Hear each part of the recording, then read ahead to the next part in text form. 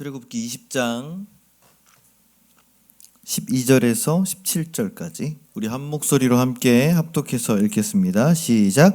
내 부모를 공경하라. 그리하면 내 하나님 여호와가 내게 준 땅에서 내 생명이 길리라. 살인하지 말라. 간음하지 말라. 도둑질하지 말라. 내 이웃에 대하여 거짓 증거하지 말라. 내 이웃의 집을 탐내지 말라. 내 이웃의 아내나 그의 남종이나 그의 여종이나 그의 소나 그의 낙이나 무릇 내 이웃의 소유를 탐내지 말라. 아멘. 네, 한 주간 평안하셨습니까? 네. 어제 우리 사랑하는 권영진 전도사님 또 결혼식에서 첫 주례를 하는데 제가 살면서 처음 느껴본 경험이었습니다. 처음 느껴보는 그런 기분을 좀 느꼈어요. 제가 인생의 첫 주례를 잘 해야 한다. 여기서 망치면은 다 망친다. 그런 생각에 굉장히 좀 부담도 되었지만은 그것보다는 어린 시절 5학년 때 권영진이가 어엿한 신랑으로 또 이렇게 예쁜 신부와 함께 제 앞에 서 있는데 이게 꿈인지 현실인지 참 신기했습니다. 거기다 이쪽 편에는 우리 하늘쌤 가족들이 가득 또 자리를 꽉 채우고 있어가지고 얼마나 또 든든하든지요. 또 겸사겸사 또 요즘 교회 잘 못 나오는 인간들 얼굴도 좀 보고 하니까 좀 반갑기도 하고 이게 여러 가지 감정들이 어제는 굉장히 교차를 많이 해서 사실은 제가 감정적으로 좀 많이 힘들었습니다. 뭐 좋기도 하고 설레기도 하지만 또 이제 좀 그런 것들이 좀 있으니까요. 하나님이 참 얼마나 드라마틱한 분이신지 모르겠습니다. 저와는 아무런 연고가 없더니 의정부에 저를 보내주시고 제 계획에는 없더니 개척교회에서 목회를 하게 하시더니 또 그저 컵라면 먹고 게임이나 하러 놀러오던 초딩을 만나게 하셔서 어떻게 이렇게 15년 동안 서로의 삶이 깊이 연결되게 하셨는지 모르겠습니다. 정말 이런 관계야말로 아름다운 구속이 아닐까요? 그렇죠? 또 하나님의 사랑 안에서 서로 이어지고 또 서로를 사랑하면서 아낄 수 있는 관계. 비단 권영진 전도사와 저 두 사람의 관계뿐만 아니라 또 저와 여러분 모두 또 여러분 사이에 그 모든 관계들이 하나님의 이 구속 안에 이루어져 있음을 고백합니다.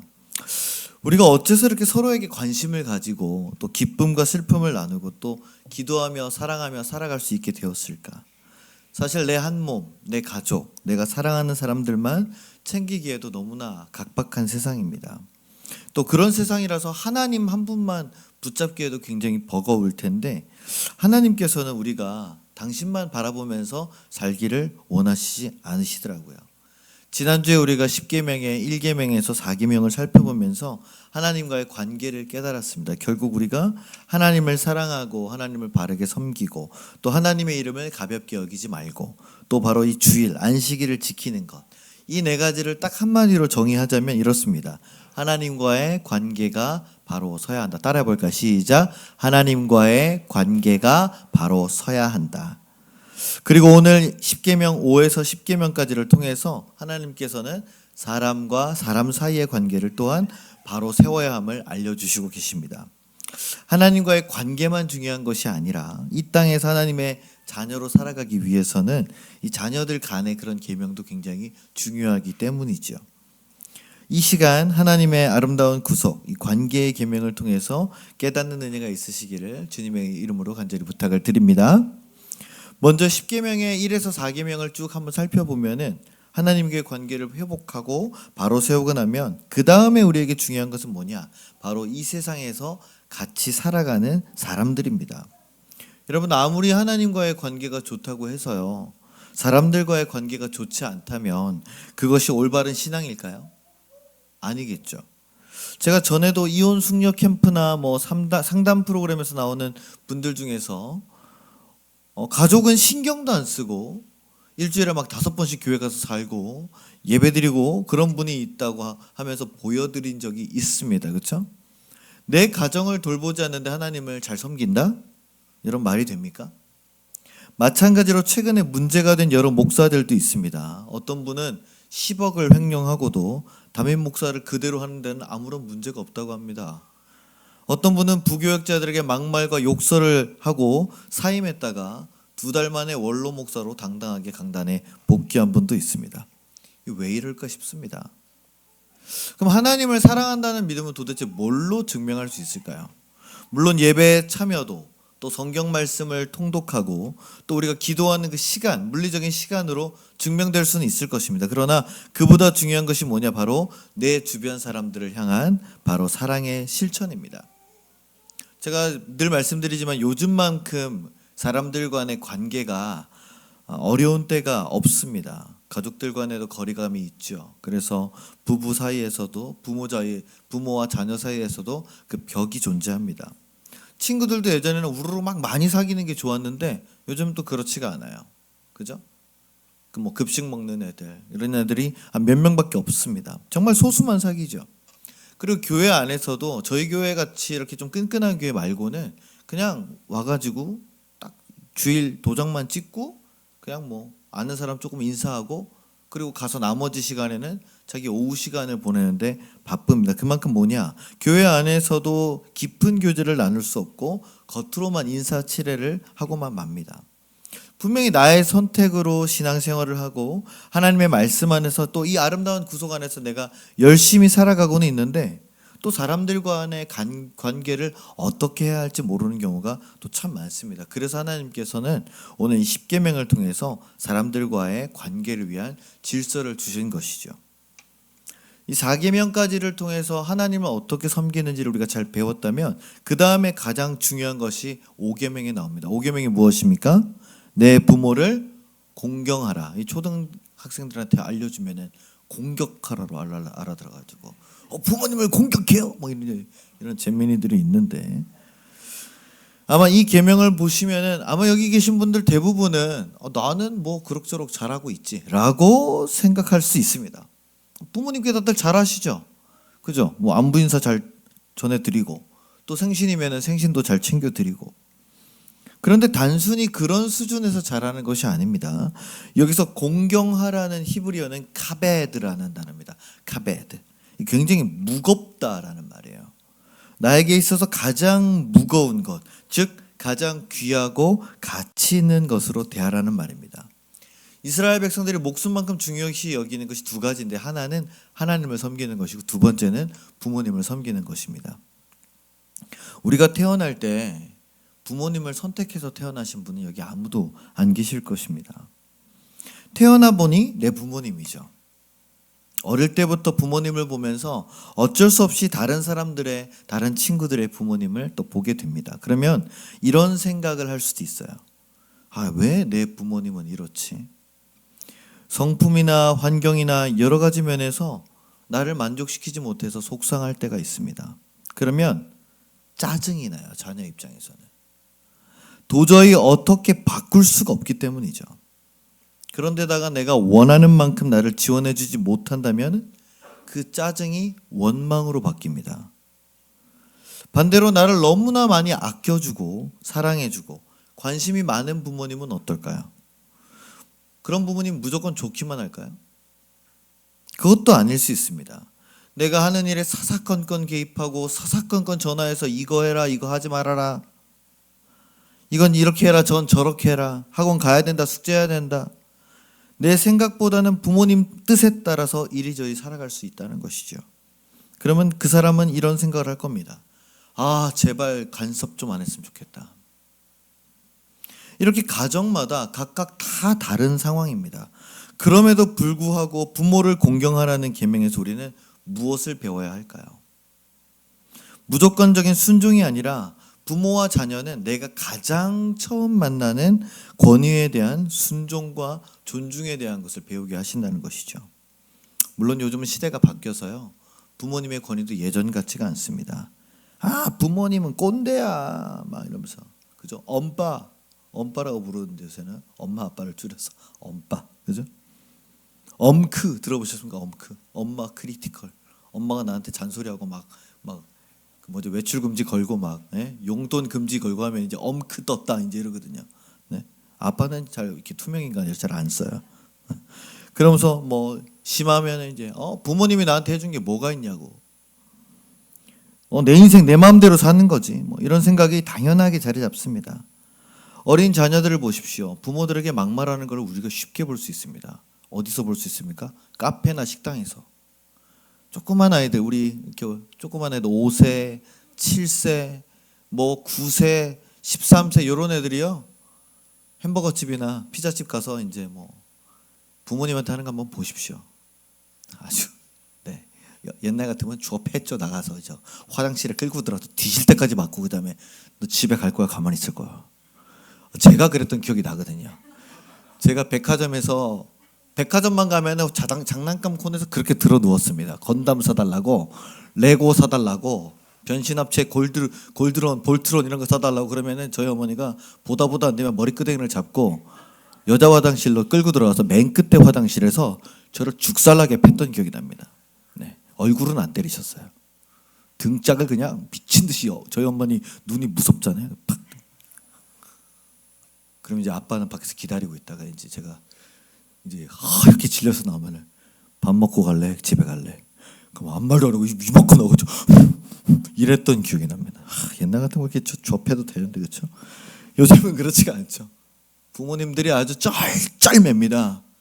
쩔쩔매요. 핸드폰만 쥐고 있고 협박하고 부모를. 그리고 청소년 사춘기까지 어찌저찌 그 비위 다 맞춰가면서 이렇게 청년들로 다 키워놓으시면 어떻게 철이 잘 들어가지고 효도하든가요? 우리 청년들은 당연히 잘할 줄로 믿습니다. 할렐루야. 왜 눈을 못 마주치냐? 청년 되어서 정신 차리고 부모에게 잘하면 좋겠지만 또 그렇지 않을 때도 있습니다. 요즘에는 부모님에게 뭘 물어보질 않아요. 누구랑 대화를 합니까? GPT랑 대화를 합니다. AI가 다 알려줘요. AI보다 무식하다고 무시하고 요즘 트렌드 모른다고 무시하고 존중이 없습니다. 그러면서도 또 지원은 받고 싶어 하죠. 그렇게 싫으면 나가서 독립해. 그거는 싫다고. 월세 내야 되니까. 보증금 없으니까. 생활비 없으니까. 아직은 좀 더 내가. 그러면서도 자유롭고 싶어 하죠. 그러니까 이런 관계들이 부모와 자녀 간에 사랑과 존중이 무너지고 관계가 깨질 수밖에 없다는 것이죠. 그래서 가장 어려운 계명이 사실은요, 부모를 공경하라 하는 것입니다. 저도 이제 이 나이가 돼서야 철이 좀 듭니다. 아버지를 먼저 떠나보내고 나니까 있을 때 잘해야 된다는 그 말이 정말 얼마나 중요한 것인지 뼈저리게 느껴집니다. 하나님께서 이 계명을 주신 것은 내 부모가 비록 완벽하지는 않아도 부족한 부분이 있다고 할지라도 하나님께서 세워놓으신 그 권위에 대해서 질서를 인정하고 존중하고 순종함으로 하나님을 섬기는 법을 먼저 가정에서도 가르치고자 하심이죠. 그렇다면 나는 오늘 이 계명을 받고 나의 부모님에게 어떻게 대해야 할까요? 원래 하지도 않던 막 애교를 부리고 갑자기 무슨 맛있는 음식 사드릴게요, 선물 사드리고 그런 것을 부모님이 바라시는 건 맞겠죠. 그런 것도 바라시겠지만은 그것보다 중요한 것은 저는 이렇게 생각합니다. 내 마음속 깊은 곳에 있는 부모님에 대한 반발심과 거부감을 먼저 누그러뜨려야 되는 거예요. 그리고 따뜻한 말과 행동으로 부모님의 마음을 기쁘게 하는 모습을 보여드려야 될 줄로 믿습니다. 한번 노력해 보십시오. 저도 한번 해보겠습니다. 저도 이따 내려가서 김혜수 전사님께 수고하셨습니다 이렇게 따뜻하게 말씀드리면서 한번 안아드려 볼게요. 다음 계명을 보겠습니다. 자, 그 다음 계명 6에서 10계명을 보면은요, 갑자기 자신감이 생겨요. 왜냐하면 그 다음에 나오는 계명들이 센 거거든요. 막 살인하지 말라, 막 간음하지 말라, 도둑질하지 말라, 내 이웃에 대하여 거짓 증거하지 말아라, 내 이웃의 집을 탐내지 말아라. 어떻습니까? 이거 지금 내가 제일 잘 지키는 거죠, 그렇죠? 1번에서 5번은 조금 어려운데 6번부터 10번은 다 잘 지키시고 있어요, 그렇죠? 그렇죠? 네, 그럼 잘 지키셔야 돼요. 제가 모르는 사이코패스 없으시죠? 네. 이것들은 나와는 너무나 거리가 먼, 사회에서도 아주 엄중하게 처벌하는 흉악한 죄들이죠. 그런데 그렇게 단순히 생각하고만 넘어갈 거면 여러분 이 계명이 왜 필요하겠습니까? 하나님께서 괜히 이걸 주셨겠습니까? 그래서 6에서 10계명을 말하는 것은요, 사람들과의 관계를 파괴하는 힘들이에요. 사람의 생명을 빼앗는 것, 사람 간의 신뢰를 깨뜨리는 것, 사람의 경계를 무너뜨리는 것이죠. 먼저 6계명, 살인하지 말라. 당연하죠. 사람의 생명을 빼앗을 사람 여기 누가 있겠습니까? 혹시 있을지 모르겠지만 없을 줄로 믿습니다. 그렇죠? 그래서 이 계명을 조금 더 현대적으로 적용해 보자면요. 여러분 혹시 인격 살인이라는 말 들어보셨죠? 요즘같이 인터넷이 발달한 시대에는요. 뭐 하나 아주 꼬투리만 잡혀도 그게 SNS 통해 가지고 아주 끝장납니다. 유명한 연예인들, 인플루언서들, 정치인들 그들이 정상에서 한순간 추락하는 것이 바로 이 악플 때문입니다. 여러분들이나 뭐 저나 열심히 잘 보고 또 했던 그 배우 조진웅 씨 한번 보십시오. 어린 시절에 소년 시절에 저질렀던 그 범죄가 명확하게 밝혀지지 않았지만은 그 일 때문에 자기는 배우에서 은퇴하겠다 하고 모든 커리어를 내려놓고 요새는 아주 숨어서 지내고 있습니다. 그런가 하면은 악플 때문에 뭐 우울증에 많이 걸리기도 하고, 그죠? 또 자살하기도 하고. 이 잘못이 조금만 드러나면은요 하이에나처럼 물어뜯으니까 아주 견딜 수가 없습니다. 제가 지난주에 늑구 얘기하지 않았나요? 그죠? 늑구 얘기. 늑구가 잡혀가지고 어제 잘 들어갔다고 했죠, 그렇죠? 그래서 그 대전 오월드 동물원에서 우리 늑구 잘 있어요. 그러면서 이제 소고기 먹는 거를 이렇게 영상을 공개했더니 사람들이 뭐라 그랬어요? 아, 우리 늑구한테 접시도 안 주고 땅바닥에다 소고기 줬다고 민원을 그렇게 넣었대요. 그래가지고 오월드 쪽에서 그 어떻게 했는지 아십니까? 이제 공개 안 한다. 그리고 안 해버렸어요. 아, 진짜 안 하지, 그렇죠? 뭐 그런 늑대가 소고기 먹는 거 가지고도 사람들이 난리예요. 그러니까 이제 보십시오. 여러분들이 어디 있다가 전웅재 목사 의정부 H교회 뭐 이제 뭐 이렇게 어떻게 했다더라. 뭐 이렇게 강요했다. 뭐 이게 뭐 헌금 내라고 그랬다. 뭐 이제 막 이상한 루머 한번 퍼지면 돼. 여러분 잘 증인해 주셔야 됩니다. 우리라고 예외가 아닙니다. 혀라는 칼을 다들 가지고 있어요. 얼마든지 누구나 사람을 죽일 수 있는 거죠. 인격적으로. 사람을 비난하고 무시하고 따돌리고 뒷담화하고. 여러분 칼만 안 들었지 말로도 얼마든지 사람들의 관계를 무너뜨릴 수가 있는 것입니다. 그 다음 간음하지 말라. 이 계명은 부부간은 물론 사랑하는 연인 사이에 필요한 계명입니다. 놀랍게도 여러분 2016년에 대한민국에서 간통죄가 폐지되었죠. 왜 폐지됐는지 아십니까? 시대가 바뀌면서 국민의 성적 자기 결정권과 사생활 비밀과 자유를 침해한다는 헌법재판소의 판결로 이제는 그 간통죄가 폐지됐습니다. 아주 자유로운 시대가 됐어요. 그죠? 그렇다면 이 10계명도 이 캐캐 묵은 옛날 법이니 무시해도 되는 겁니까? 제가 어제 놀랍게도 결혼식을 2군데나 다녀왔습니다. 그죠? 새로운 부부의 시작을 축복해 줬습니다. 그러면 이 사람들은 결혼식 뭐 하러 하는 거예요? 간통죄 폐지됐는데 그냥 자유로운 사랑하면 되는 거 아니에요? 결혼식을 하는 것이 무엇입니까? 한 사람을 향한 그 사랑의 신뢰를 지키기 위함이죠.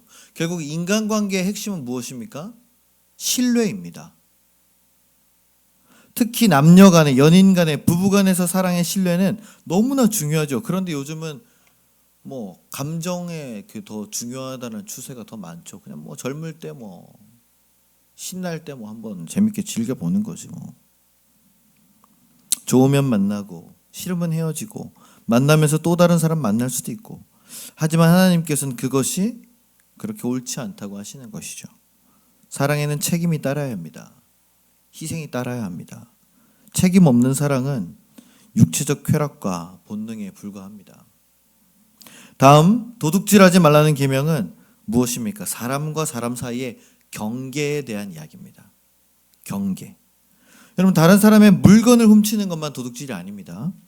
시간을 빼앗는 것, 노력을 가로채는 것, 또 인정을 가로채는 것, 이 모든 것들이 도둑질입니다. 여러분 운전을 하다 보면 하다 못해서 내가 이쪽 차선으로 가려고 여기서부터 벌써부터 기다리고 있는데 저 앞에서 쓱 이렇게 깜빡깜빡 치다가 이렇게 하면서 들어간 사람 보면 빡치죠. 그럴 때는 핸드폰을 이렇게 들어가지고 찍으신 다음에 국민신문고에다가 이렇게 신고하시면 됩니다. 되게 유용하더라고요. 제가 이렇게 동부간선 타고 이렇게 마포 성수 쪽에서 빠질 때 보면은 거기 용비교라고 이렇게 돌아가야 되는 데 있거든요. 아주 피곤한 데 있어요. 근데 거기서 이제 사람들이 기다리면서 왼쪽에 창문을 다 내고 핸드폰을 다 이렇게 들고 있더라고요. 한 5명이 들고 있으니까 아무도 못 끼어들어요. 그래서 오, 좋은 세상이구나. 예, 괜찮아. 안 찍어, 그러니까 찍는 신용만 하는 거잖아요. 그럼 네 한번 끼어들어 봐라. 야, 좋은 네. 여러분 빡칠 때는 그거 잘, 여러분들이 끼어드실 때는 어쩔 수 없겠지만, 네. 그러니까 뭐예요? 겨우 그 정도만 해도 굉장히 화가 나는 겁니다. 왜? 내가 지금 할 일 없어서 나는 이 차선 다 지키고 지금 네? 우리 사모님 같은 경우는 굉장히 교통법규에 민감한 사람이거든요. 네, 큰일 나는 거예요, 그냥. 네. 저는 에바이 이러면서 할 때가 있는데. 내가 노력해서 모은 돈으로 산 좋은 물건, 내가 애써서 만들어 놓은 나의 자리, 또 나의 시간과 기회를 다른 사람이 그만한 노력 없이 또 갑자기 내 삶에 훅 들어와서 가져간다면 그게 얼마나 허망하겠어요. 살다 보면 나에게는 없고 다른 사람에게 있는 것들이 눈이 갈 수 있습니다. 뭐 반지, 목걸이, 옷, 가방, 그죠? 뭐 이런 것들, 차, 집, 뭐 이런 거. 아니 눈이 갈 수 있는 거는 그건 자연스러운 본능이라고 저는 생각을 해요. 그럴 수 있죠. 하지만 거기까지입니다. 근데 그 다음에 손을 댄다? 여러분 눈은 속일 수 있지만 마음까지는 속일 수 없지 않겠습니까? 여기 저희 교회만 해도 이렇게 CCTV가 2대, 이렇게 3대 설치되어 있습니다. 여러분 모르겠지만 다 어딘가에 다 녹화되고 있어요, 항상. 그래서 저 레고가 살아 있는 거예요. 레고 전부터 제가 갖다 놓긴 했지만 우리 교회도 본당과 지하에 다 CCTV를 설치해 놔서 만에 하나 있을 그런 일들을 이제 다 대비하고 있습니다. 왜냐하면 아이들이 워낙 왔다 갔다 많이 하니까. 물론 우리 서로끼리도 다 믿지만은 여러분 그래도 스스로 조심은 하셔야 됩니다. 아시겠죠? 하나님은 사람과 사람 사이의 경계를 존중하고 넘지 말라는 것을 바로 이 도둑질을 통해서 말씀하시는 것이죠. 이렇게 위의 3가지는 관계를 외적으로 무너뜨리는 파괴적인 행동에 대한 금지입니다. 그렇다면 그 다음 9계명과 10계명은 무엇이냐? 사람 간의 관계를 내부적으로 병들게 하는 문제예요. 9계명 볼까요? 무엇입니까? 읽어봅시다. 시작. 내 이웃에 대하여 거짓 증거하지 말라. 여러분 어린 시절에 내가 혼나지 않기 위해서 거짓말로 남을 곤경에 빠뜨리거나 위기를 모면해 본 적이 아마 다들 있으실 겁니다. 특히 형제가 좀 있으신 분은 내가 안 했는데 제가 했는데 그러면서 이제 엄마 아빠한테 이제 거짓말 한 적도 있고, 외동들은 그거를 못 해요. 여기 외동들 몇 명인데 외동들은 그냥 빼박입니다. 어떻게 걸릴 수밖에 없어. 뒤지게 맞아요. 그래서 외동들은. 또 내가 싫어하는 사람에 대해서 나도 모르게 험담을 퍼뜨리다가 걸려서 된통 혼나보신 적도 아마 있으실 겁니다. 왜 그런 일들이 일어날까? 내 마음의 문제에서 비롯되는 것이죠. 나의 이기적인 마음 때문에 감정도 조작하고 어떨 때는 기억도 조작해버립니다. 내가 안 그랬는데도 그랬다고 그냥 말하는 거예요. 왜? 내가 거짓말로 위기를 모면해야 되니까. 내가 위기에 몰릴까 봐 나를 보호하기 위해서, 또는 내가 싫어하는 사람이 곤란에 빠지는 모습을 보고 통쾌하려고. 좋잖아요. 내가 싫어하는 사람이 막 이렇게 어쩔 줄 몰라 하고 있으면 막 좋거든요. 누가 나 괴롭히래? 이러면서. 특히 직장에서. 그죠? 혹시 여러분은 어떠십니까? 혹시 아직도 이런 거짓말의 유혹에서 흔들릴 때가 있습니까? 그럴 때마다 기억을 해야 됩니다. 내가 맺고 있는 사람 간의 관계뿐만 아니라 이 거짓말이 어쩌면 우리 공동체까지도 위험에 빠뜨릴 수 있다는 것을 말이죠. 특히 우리가 하나님의 교회 공동체 안에 있을 때, 특히 교회 안의 성도들 간에서 거짓말이야말로 가장 위험합니다. 사탄이 우리를 무너뜨리기 위해 이용하는 것이요, 어떤 거창한 것이 아닙니다. 서로 아주 작은 거짓말 가지고 이간질 시키는 거예요. 제가 그런 말 했대.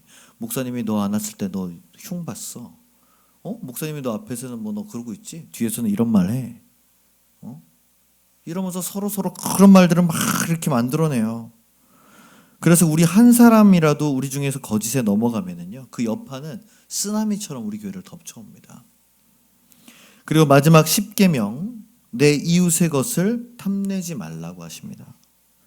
여러분 마지막 계명이라서 별로 비중이 없는 것일까요? 이 그 어떤 비중치가, 중요도가 가장 낮기 때문에 10번일까요, 이게? 아닙니다. 여러분 이 마지막이라서 더 무서운 거예요. 왜 그렇습니까? 이 탐심, 탐심이라는 것은요, 아무도 모르게 내 마음 깊은 곳에서 시작되는 거예요. 돈에 대한 탐심, 명예와 권력에 대한 탐심, 성욕에 대한 탐심. 자꾸만 나와 다른 사람들을 비교하면서 우리는 살아갈 수밖에 없습니다. 그러면 처음에는 나는 괜찮은 신앙인이고 나는 성숙한 사람이기 때문에 거기에 대해서 애써 괜찮은 척을 해요. 뭐 다른 사람이 막 뭐 이렇게 좋은 거 갖고 다니고 뭐 좋은 차 타고 다니고 나보다 좀 더 좋은 상황이고 어디 뭐 유럽 여행 갔다 오고 그러면은 처음에는 그냥 애써 괜찮은 척을 합니다. 뭐 그럴 수 있지. 축하해. 좋겠다. 근데 나도 열심히 하면 저 정도 할 수 있겠지라는 생각을 가지고 열심히 살아봅니다.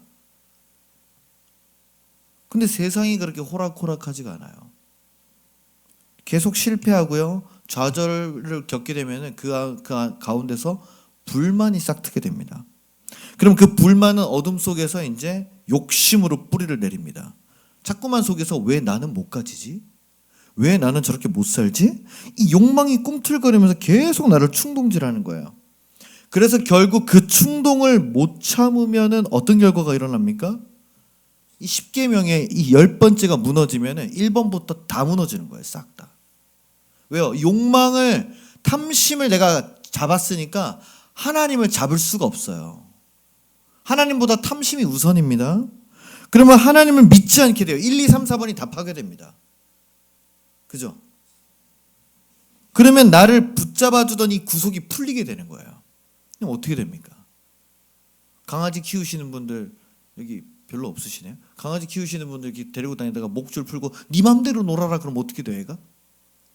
그냥 뭐 이러면서 이제 그냥 막 미친 듯이 전속력으로 달려가잖아요. 얘가 왜 이러나 싶을 정도로. 그렇죠?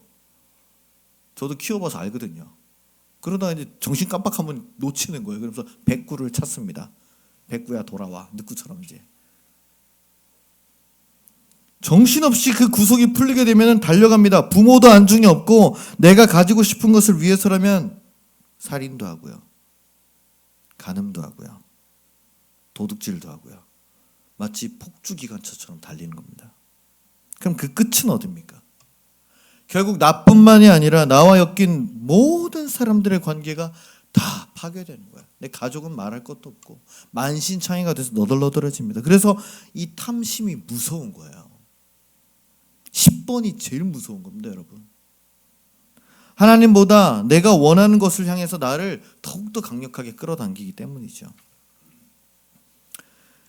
사랑하는 성도 여러분, 하나님과의 관계를 바로 세운 다음에는 반드시 사람들과의 관계를 바로 세워야 됩니다. 여러분, 우리는요 금방 알아볼 수 있어요. 하나님과의 관계가 바로 세워져 있는 사람은요 말과 행동에서 진실함과 사랑이 묻어나옵니다. 허영과 가식이 아니라 진정이 담겨있는 친절과 사랑으로 나를 대합니다. 비교하지 않고 나를 있는 그대로 받아들이고 인정해 줍니다. 내 부모와 주변 사람들에게 얼마나 따뜻하게 대하는지 모릅니다. 그리고 다른 사람의 경계를 존중할 줄 알아요. 왜 경계를 자꾸 넘나들면서 다른 사람을 긁는 사람이 있어요. 이거 못한다 그러지 않았어? 뭐 이러면서. 그쵸? 뭐 새우 샀나 봐. 옷 새로 샀나 봐. 근데 좀 잘 안 어울린다 자기한테는. 아니 그런 말을 뭐하러 하는 거예요? 지가 사주든지. 그죠? 경계를 자꾸만 넘나드는 것들이 있어요. 그러나 바로 세워져 있는 사람은요 말과 행동을 함부로 하거나 선을 넘지 않으려고 노력합니다. 결국 하나님을 사랑하는 모습이 사람을 사랑하는 모습으로 나타나게 되어 있다는 것이죠. 이제 지난주부터 오늘까지 10계명을 통해서 우리가 어떻게 살아가야 하는지, 이 계명이 우리를 구속하지만 아름다운 구속이라는 것을 우리가 오늘 깨닫게 되었습니다. 그렇다면 오늘 우리 이 질문을 스스로 한번 해봅시다. 나는 관계를 살리는 사람인가 무너뜨리는 사람인가? 한번 같이 해볼까요? 시작. 나는 관계를 살리는 사람인가 무너뜨리는 사람인가? 내 말로 사람을 살리고 있습니까? 나의 행동으로 사람 사이의 신뢰를 지키고 있습니까? 내 마음 깊은 곳에 비교와 열등의식에 혹시 시달리고 있습니까? 아니면 나에게 주어진 것에 만족하며 감사하며 살아가고 있습니까? 사랑하는 하늘샘 성도 여러분, 하나님은 우리를 억누르기 위해서 십계명을 주신 것이 아니라 하나님과의 그 관계 속에서, 사람들과의 관계 속에서 진정한 자유를 누리게 하시기 위해 주신 것임을 우리가 기억해야겠습니다. 그래서 십계명은 무엇이다? 아름다운 구속입니다. 이번 한 주간 우리가 이렇게 기도하면서 한번 살아가 보기를 원합니다. 하나님, 내 관계를 무너뜨리는 습관 하나를 깨닫게 하시고 그 자리에 사랑을 채워 주시옵소서.